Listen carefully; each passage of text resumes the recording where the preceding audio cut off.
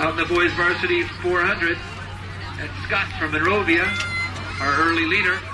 Winston from San Marino in second.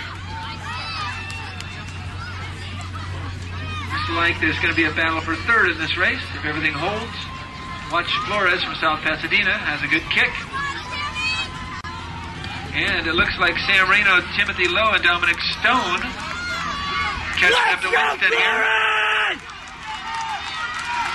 And here they come down the straightaway. Scott from Monrovia, Winston from San Marino, and Flores now for South Pasadena, moving up fast. Looks like Flores will take second. Scott, Flores, and Winston. Sam Winston. In second place with a time of 51.92 from South Pasadena, Justin Flores. And in first place with a winning time of 51.54, league champion from Monrovia, Kevin Scott. Congratulations.